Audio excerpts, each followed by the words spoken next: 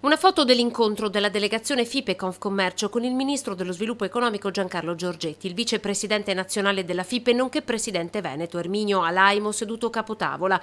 Avevano detto che sarebbero scesi a Roma per fare un'azione di lobby seria e così è stato.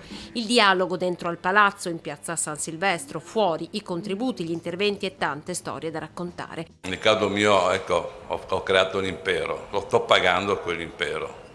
Perché se dovessi riprendere farei tante piccole aziende che forse avrei preso molto di più.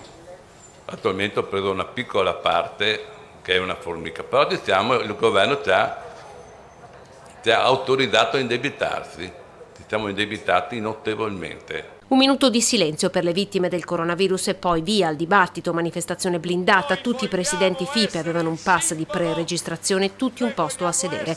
In rappresentanza di Treviso, la presidente Dania Sartorato, il commissario Unascom Confcommercio Tullio Nunzi. Abbiamo sentito la piazza di Torino, di Trieste, ma poi Firenze, adesso Genova.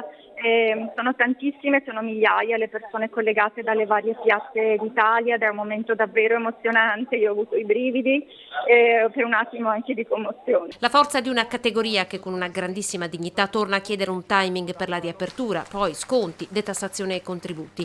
Il ministro Giorgetti ha ascoltato le richieste e ha aperto alla possibilità di formulare il nuovo decreto ristori sulla base del bilancio fiscale 2020 e non dunque del fatturato. Per le riaperture il dialogo è costante, ha confermato, ma la data potrebbe rimanere quella del 3 di maggio.